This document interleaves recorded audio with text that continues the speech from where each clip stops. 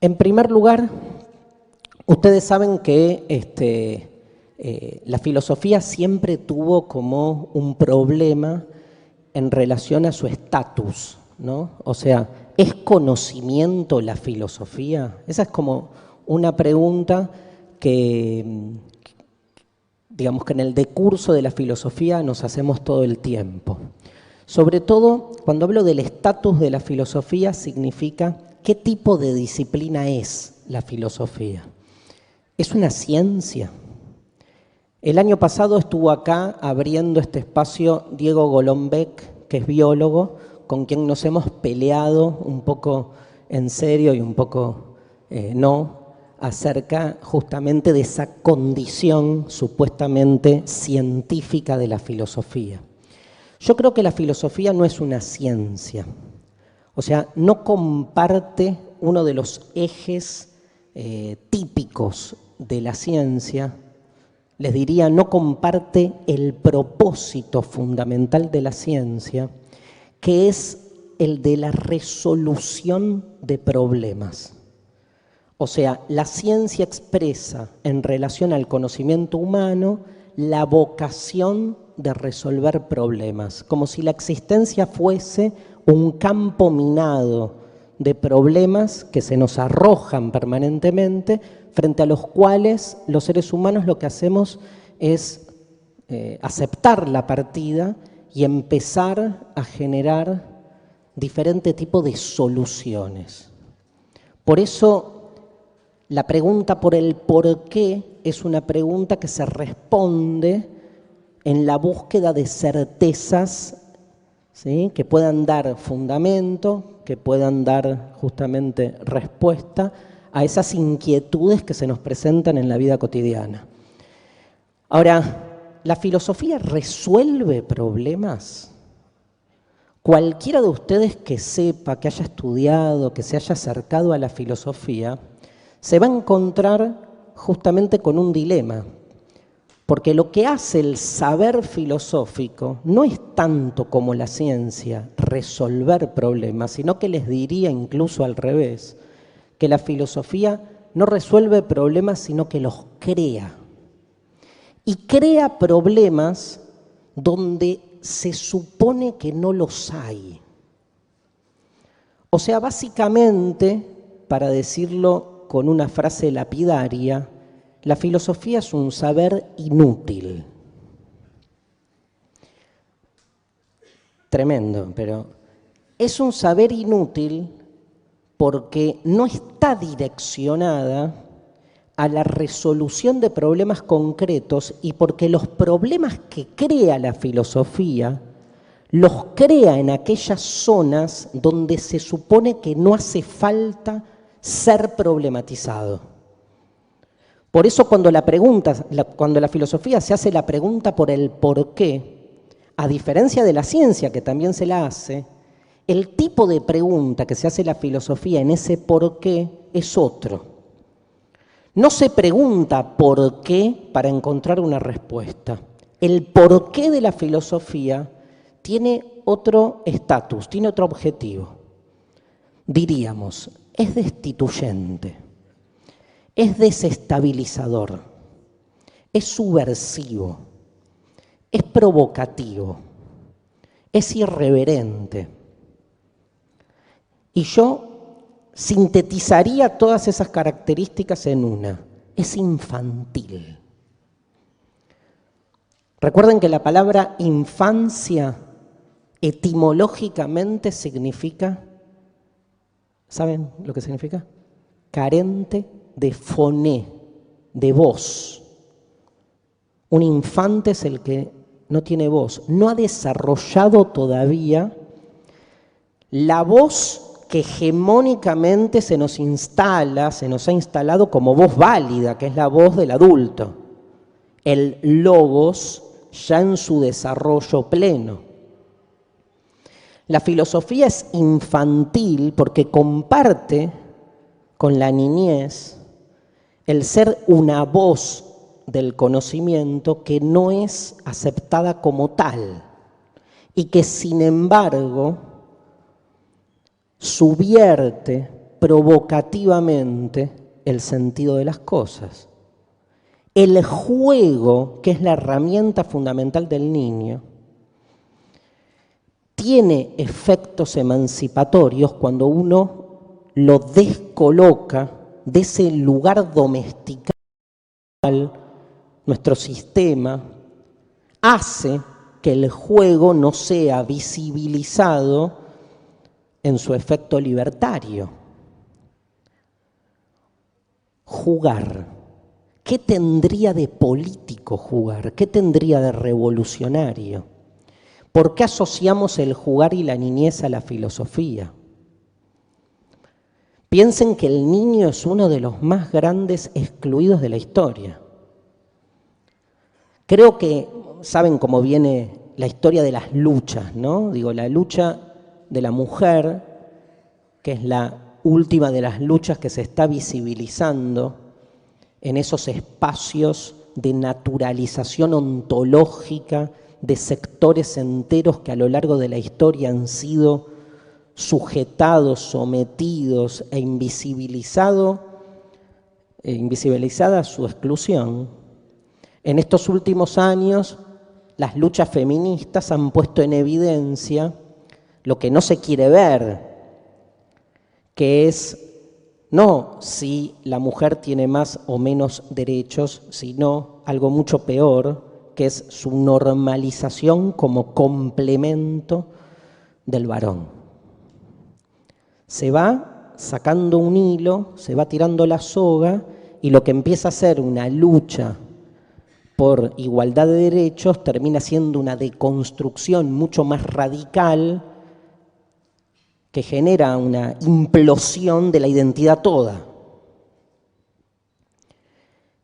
En estos últimos años, en filosofía, uno de los temas de moda que está vigente y que más allá de que la moda uno la cuestione o no, lo pone sobre el tapete, es lo que se conoce, al que le interese el tema, busque, que hay una bibliografía fascinante, es lo que se conoce con el nombre del giro animal. Que lo que se empieza a visualizar ahora en la figura de la alteridad irreductible como nuevo otro es todo lo viviente no humano y esa relación perversa que tiene el humano consigo mismo, ¿no? Porque es con su propia animalidad, puesta en la domesticación, industrialización y normalización de lo animal. Pero, ¿por qué doy estos dos ejemplos? Porque creo que la filosofía por venir le debe un espacio y que cada vez está más presente al niño,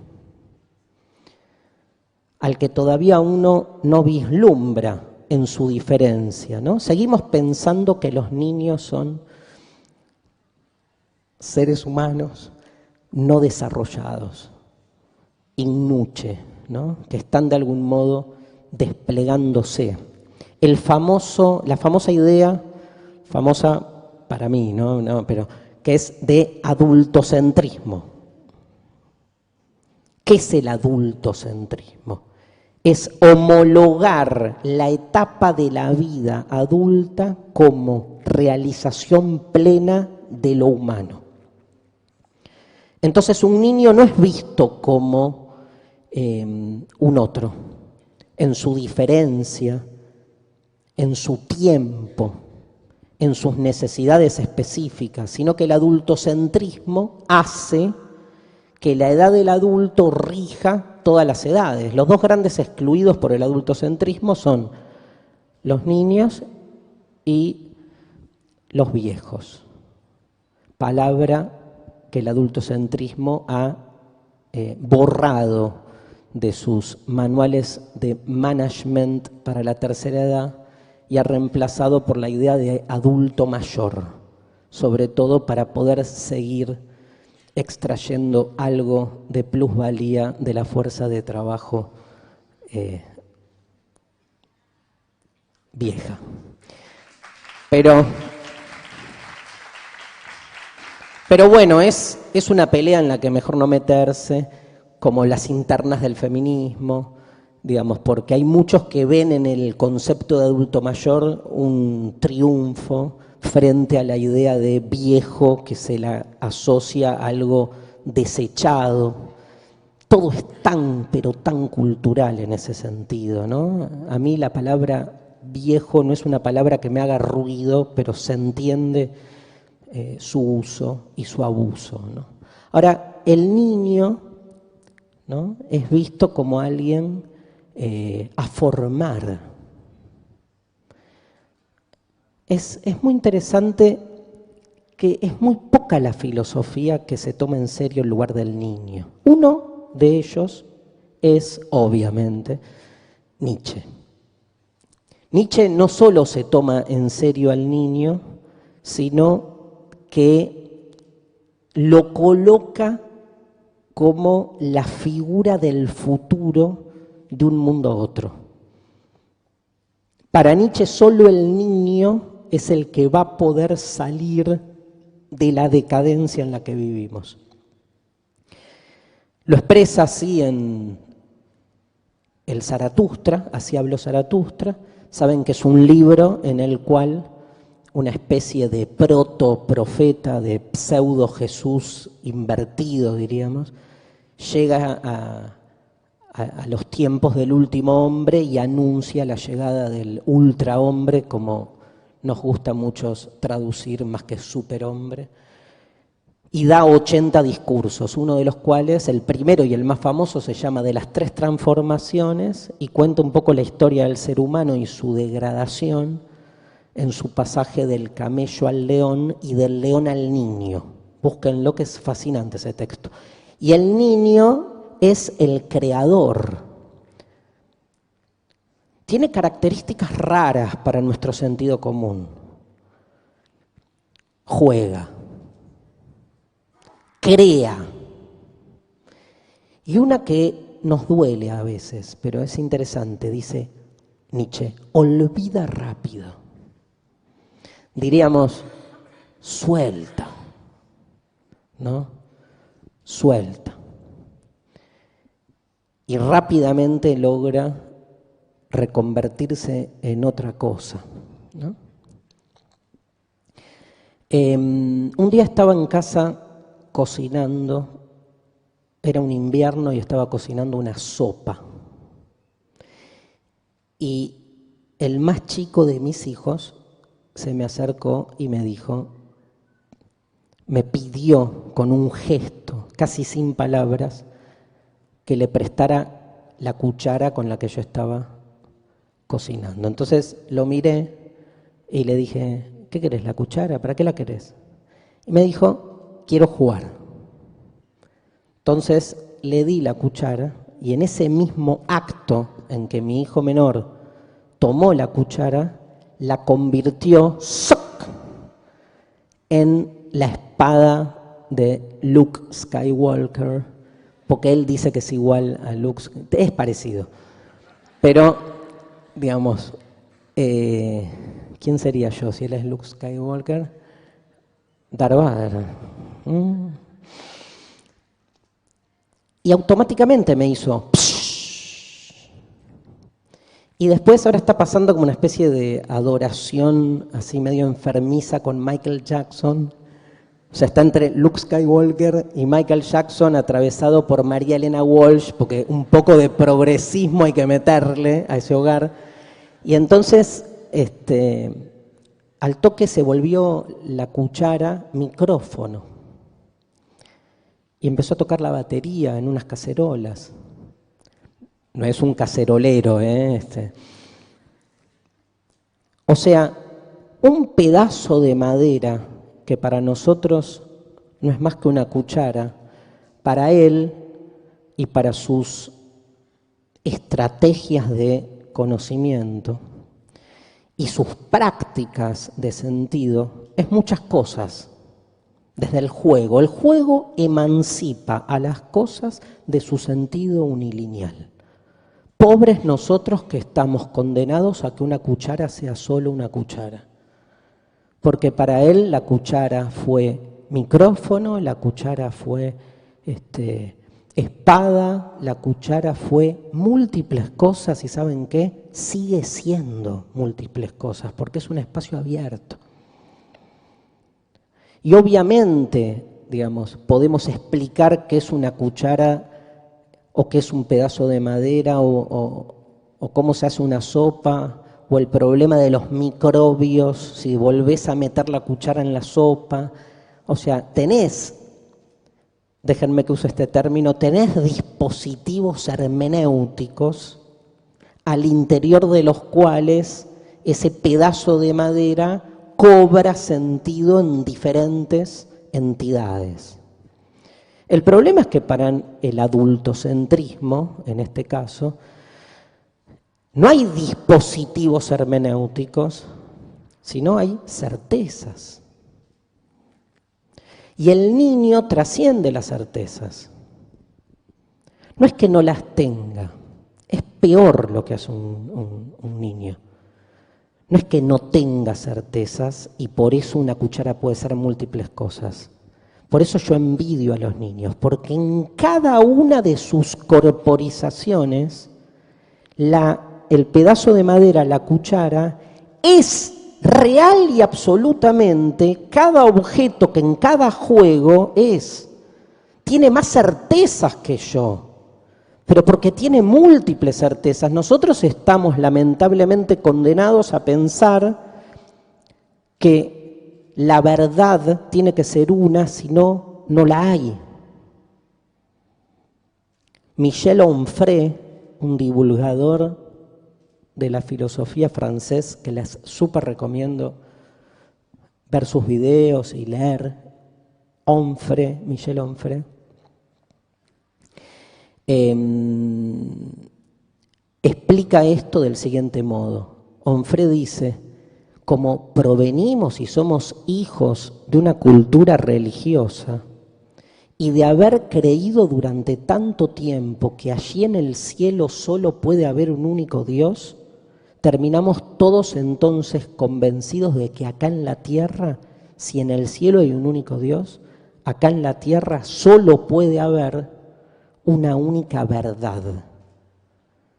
Porque para todos los que nos preciamos de ser ateos, no creemos en Dios, pero creemos en la verdad, que es lo mismo, que no deja de ser un efecto religioso en ese sentido. Pero ni siquiera el problema está en creer en la verdad, el problema está en creer que hay una. Entonces, es interesante deconstruir este esquema, o sea, en el juego lo que hacemos es hacer implotar ese sentido unilineal, ¿no? Y generar entonces multiplicidad de sentidos desde el juego. Ese juego es metáfora de la filosofía. Porque lo que hace la filosofía, en vez de jugar con una cuchara, es jugar con un concepto, con una palabra, con una idea, con una metáfora. Pero el dispositivo es lo mismo. ¿Saben lo que es por qué se usa mucho la palabra dispositivo? Viene de disponer, o sea, de ordenar. Un dispositivo es como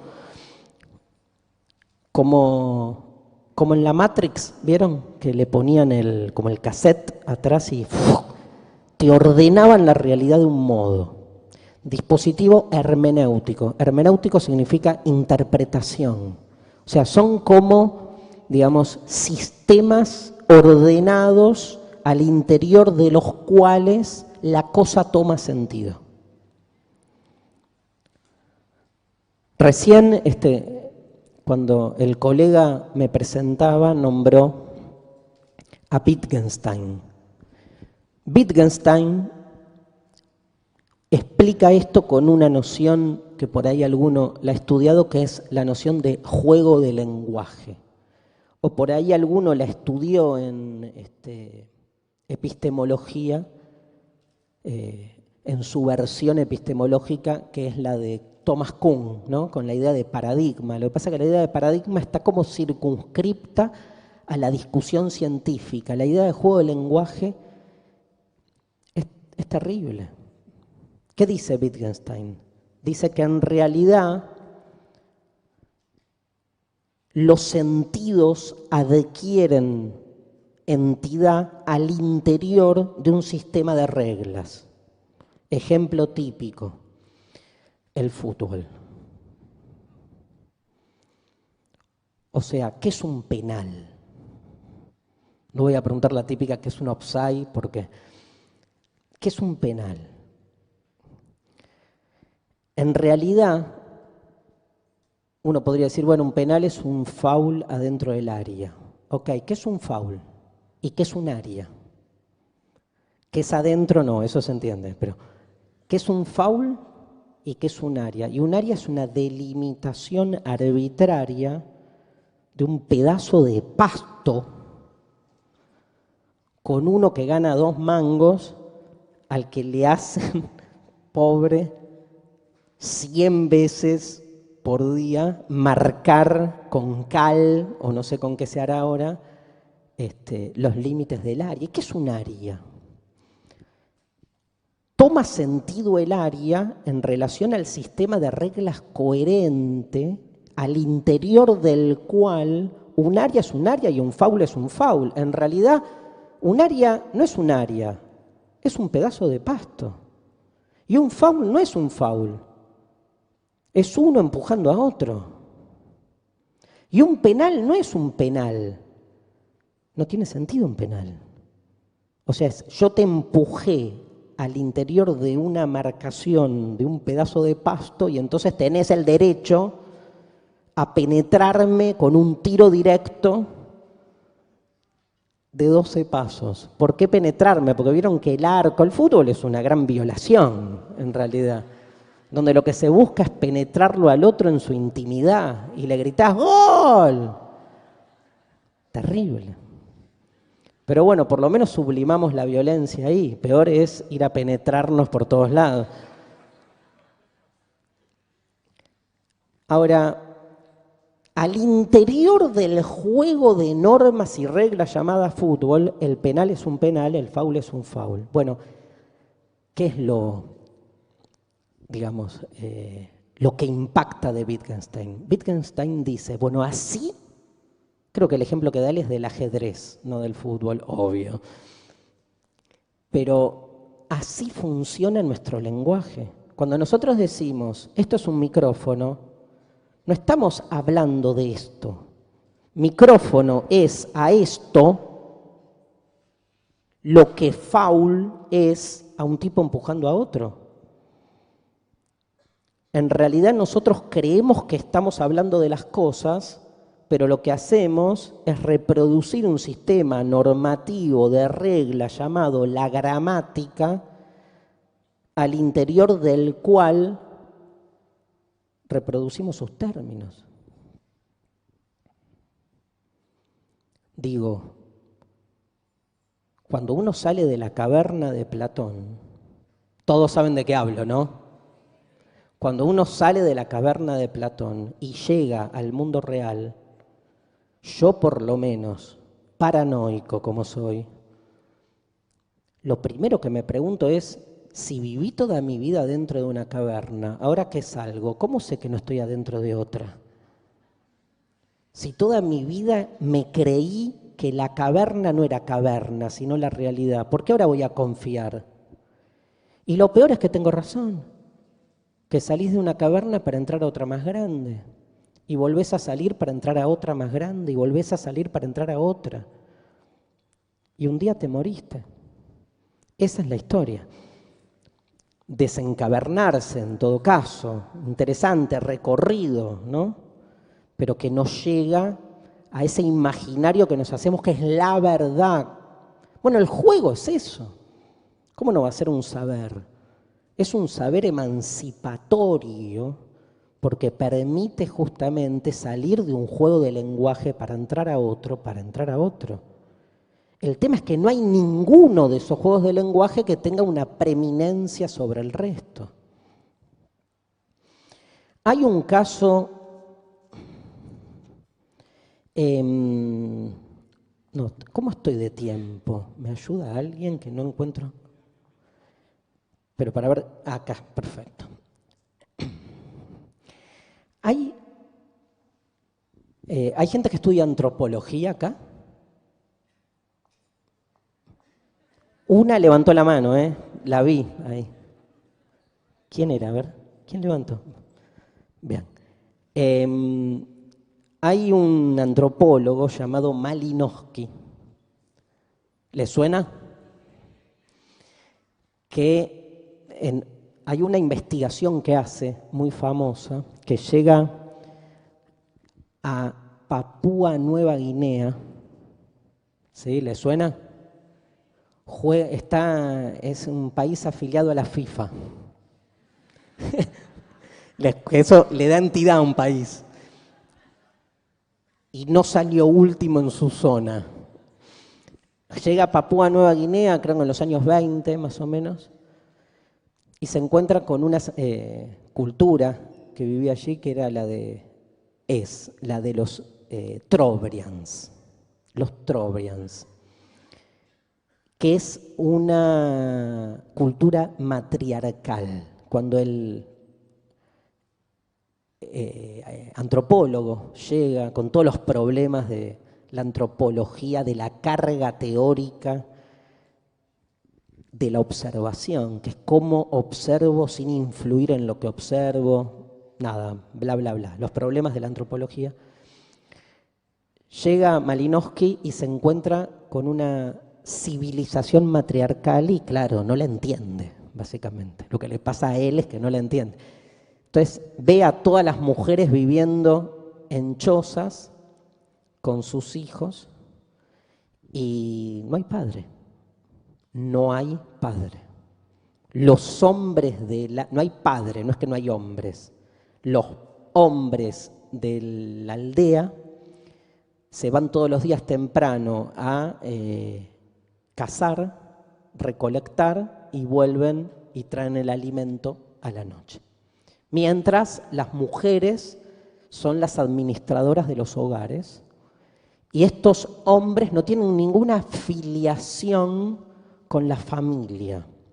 Es como si la familia fuese mujer más toda su linaje, digamos, su descendencia, y por fuera estuviesen los hombres como si fuesen mano de obra, contratada como aparte.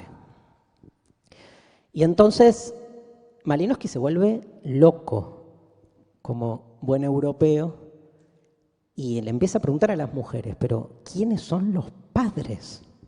Porque acá está lleno de chicos.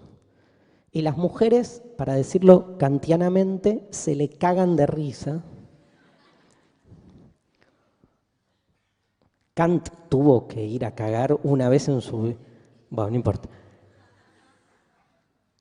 Se le cagan de risa y lo miran y todas muestran así para afuera, para lo lejos. Dicen, ¿quién es el padre? Obvio, el río. ¿Cómo el río? ¿Quién es el padre de los chicos? El río. Y entonces Malinowski y su grupo desesperan, ¿no? Hay algo de amor a la sabiduría, ¿no? Este deseo de conocer, sobre todo cuando algo no te cierra a tu dispositivo hermenéutico, a tu esquema previo, tan tranquilizador y normalizador. Y entonces le dice, explíquenme esto, por favor. Y las mujeres lo llevan al río, el río hermoso, bellísimo, y ellas ahí con un respeto y con una sacralidad le dicen a Malinowski, nosotras venimos una vez por mes, nos bañamos en las aguas del río y nos embarazamos. Grosso el río.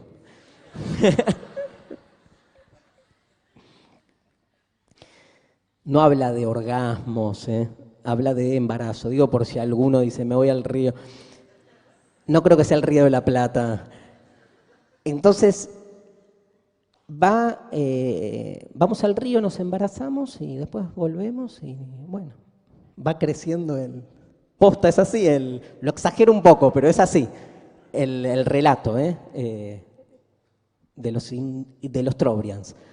Entonces, Malinowski empieza a pensar y se empieza a hacer preguntas, pero a ver, ¿cómo es esto? Y lo primero que salta a la luz, porque ellas están convencidas de que el río las embaraza, es ¿por qué no todas tienen hijos? Si todas se embarazan, ¿qué pasa con las que no?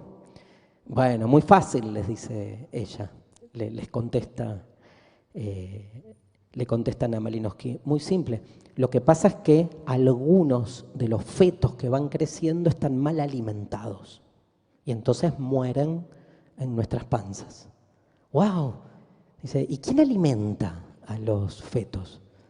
Y las mujeres dicen, los hombres, que son los que traen el alimento. Traen alimentos para nosotras y alimentos para los fetos. ¿Y cómo son los alimentos para los fetos? Muy fácil, dicen ellas. Nos penetran y eyaculan en nosotras el alimento de los fetos ya concebidos en el río. No dicen feto, eyaculan, pero tenían al revés el esquema, básicamente. Tenían invertido el esquema. Digo, hubo acto sexual, hubo encuentro entre espermatozoide y óvulo, y hubo o no hubo concepción.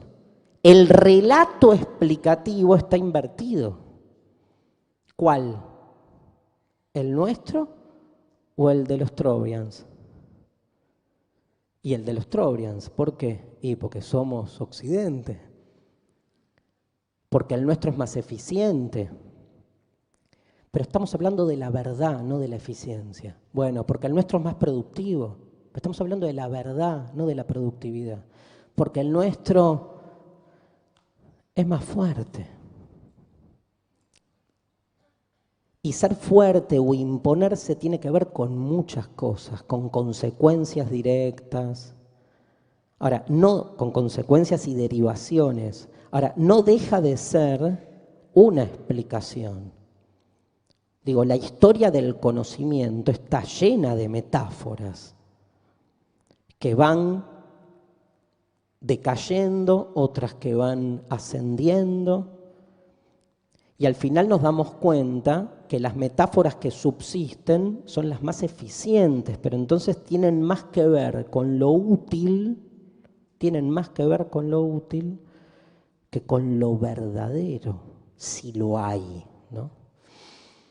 Nosotros somos, digamos, de algún modo, hijos en nuestra vocación por saber o por conocer, y en esto vuelvo al niño. Somos hijos como de una necesidad existencial, o sea, ¿por qué queremos saberlo todo? Sería la pregunta. No estoy haciendo gestos de raros, sino que hay un mosquito, básicamente, que ustedes no lo ven, pero que lo tengo justo acá. ¿Por qué queremos saber? ¿No? Es como la pregunta.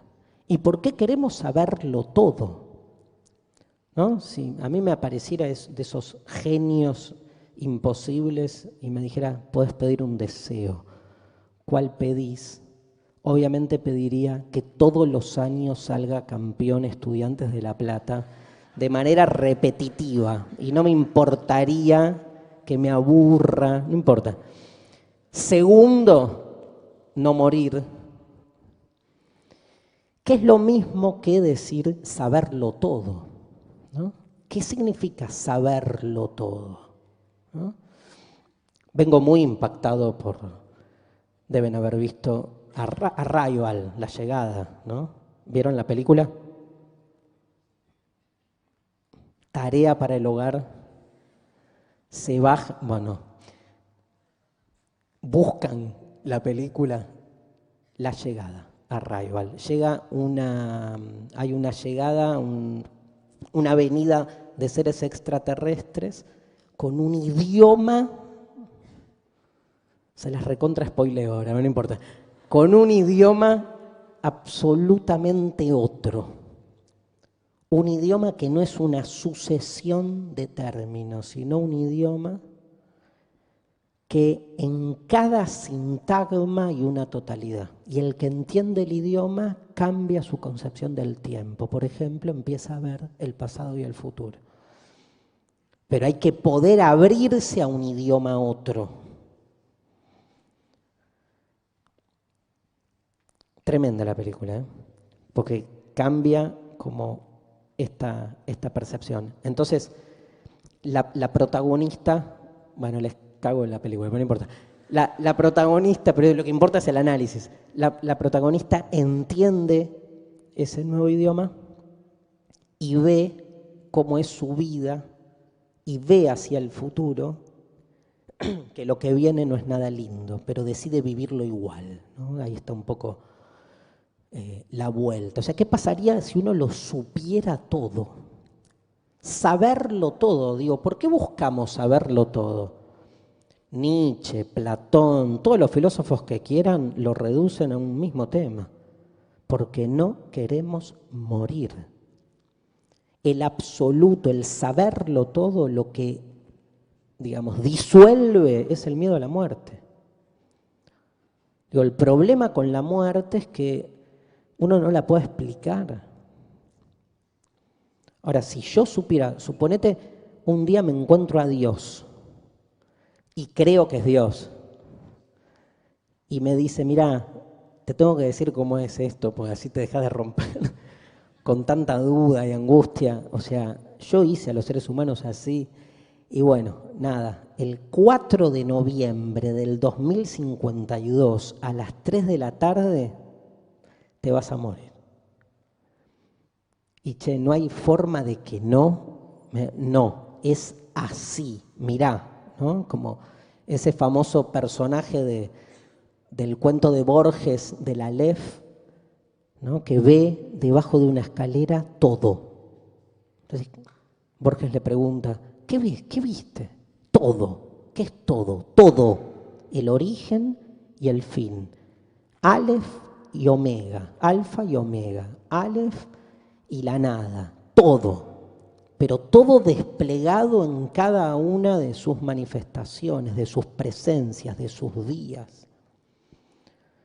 O sea, somos seres limitados y básicamente, como explica Miguel de Unamuno, padecemos una tensión entre nuestra conciencia de que no lo podemos todo y nuestra voluntad de que no se lo banca. Y queremos que la cosa siga y queremos atravesar esa limitación y alcanzar más allá de los límites lo ilimitado. Eso nos motiva a conocer. Nosotros provenimos de toda una serie de... Qué mal que estoy con el tiempo, pero quiero ir cerrando así. Digamos, esto nos motiva a conocer, pero sabemos que ese conocimiento al que aspiramos es inalcanzable.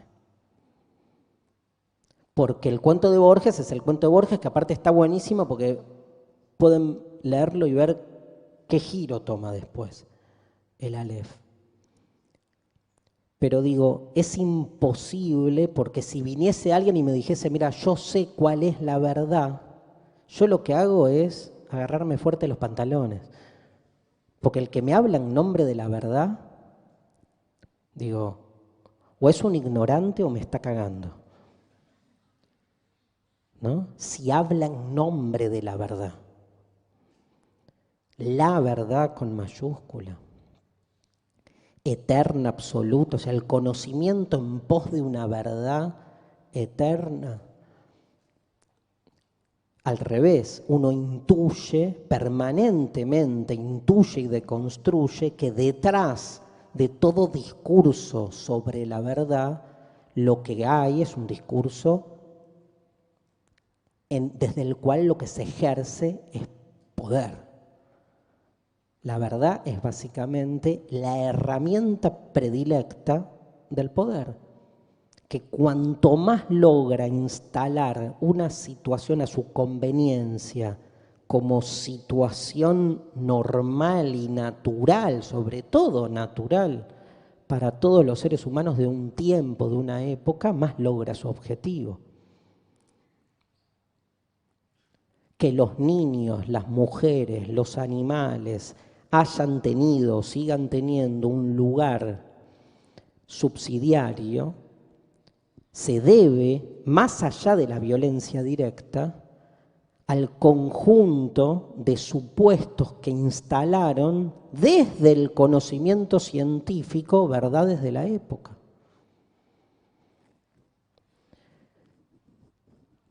Me quedó una pregunta. Este año votamos, ¿no?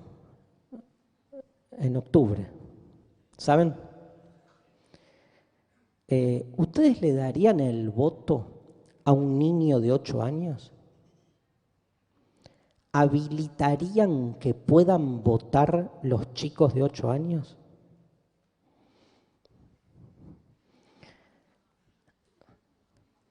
A ver, levante la mano quién sí. ¿Quién dejaría que vote un chico de 8 años? 2, 3, 4, 5. Vieron que el voto es contagioso. Van subiendo. 6, 7, 8, 9, 10. ¿Quién no? ¿Quién sabe que no? Que es un horror que voten los chicos de 8 años. El resto está durmiendo. Claramente porque hay un 80% que no votó. Bueno. ¿Por qué no? Porque no le da la cabeza. No es que no le dé la cabeza, dice acá una joven, carece de conocimiento. Los adultos son unos votantes geniales, ¿no? Unos votadores. No, pero está bien el planteo de ella, ¿no? Digo, uno supone que el que vota, vota conciencia, pero la conciencia está definida a partir de lo que entendemos que es la conciencia de un adulto. ¿Cuál es el límite? Ahora los 16, ¿por qué no los 14? ¿Por qué no los 12? ¿Y por qué no los 10? De 16 a 14 decimos que sí, porque estamos en 16. Cuando se acepte 14, 12, uno diría, no, hay que asociarlo al desarrollo cognitivo. ¿Y cuál es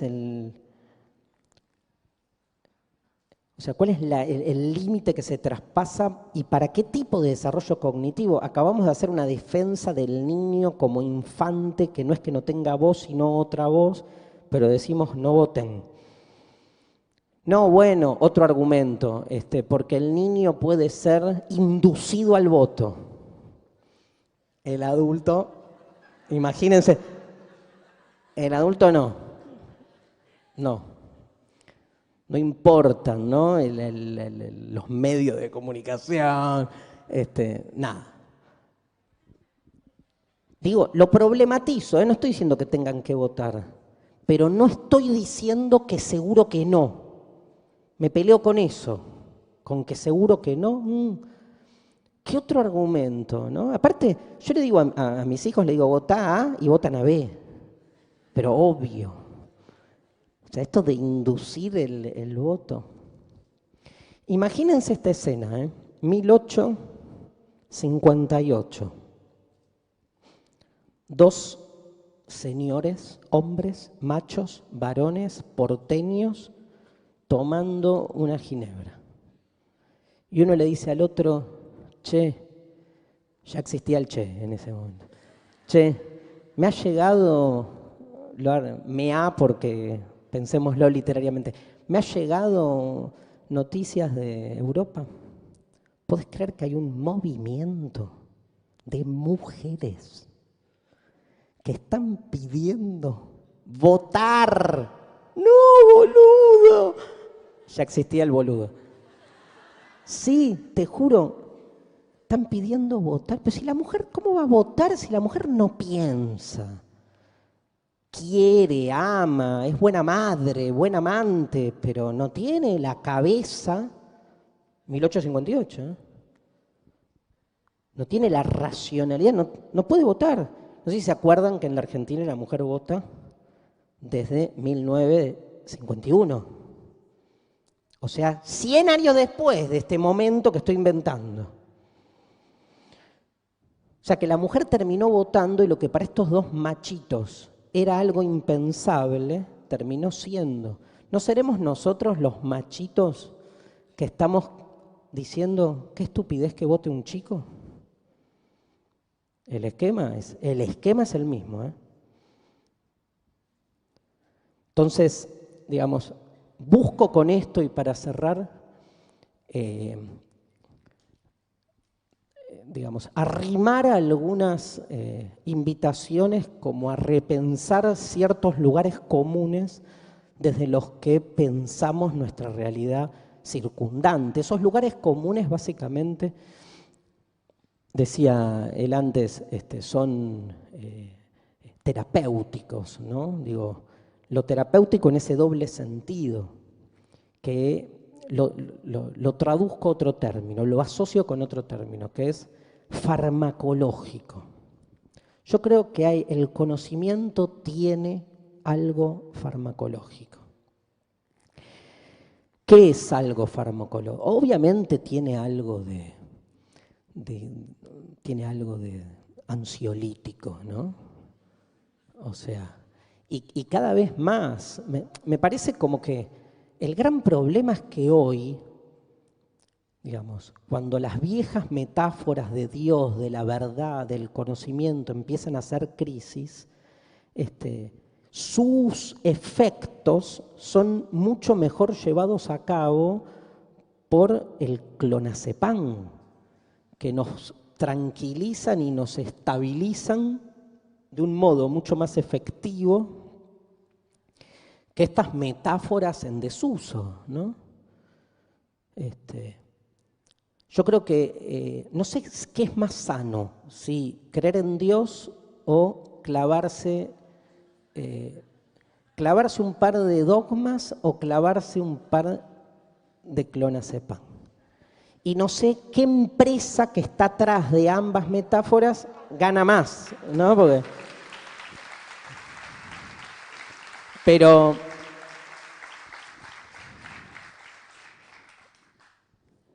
no sé por qué me fui por acá.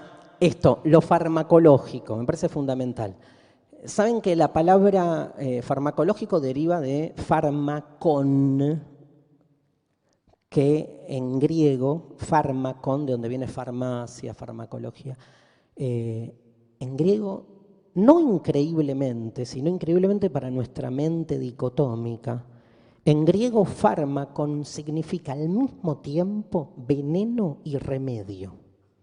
No es solo remedio, es también veneno. Ustedes saben que la mayoría de nuestros remedios alopáticos lo que hacen es inocularnos el mismo veneno que queremos extirpar para generar en nosotros los sistemas de prevención y de defensa pertinentes. Pero nos metemos veneno. ¿No será el conocimiento? ¿No tendrá mucho de farmacológico el conocimiento que por un lado nos promete la salvación, pero al mismo tiempo nunca nos las entrega, ¿no? Buscamos permanentemente un saber que nunca, peor, buscamos permanentemente un saber que sabemos que nunca vamos a alcanzar y sin embargo no podemos hacer otra cosa que seguir buscándolo. Estamos arrojados en esa paradoja que nos constituye como seres humanos. Tal vez la única certeza, y con esto cierro, como decía Sócrates cuando lo condenan a muerte, tal vez la única certeza es que sabiendo que nunca vamos a alcanzar por medio del conocimiento una verdad última, por lo menos lo que sabemos es que si aparece alguien hablando como hablan tanto en nombre de la verdad, nuestra tarea es ejercer ahí el pensamiento crítico y cuestionarlo, porque es tan obvio que el que se embandera, sea periodista, político, sea mi mamá. Mi mamá dijo tantas veces la palabra verdad que yo creo que quedé tarado por eso, pero sea el protagonista que sea, lo que sabemos es que si alguien se arroga esa posesión del conocimiento verdadero, sabemos que nuestra tarea frente a eso es cuestionarlo. Y no hay lugar desde el cual más se pueda hacer para deconstruir la realidad, la relación entre el conocimiento y el poder, que al interior del propio conocimiento. Muchísimas gracias.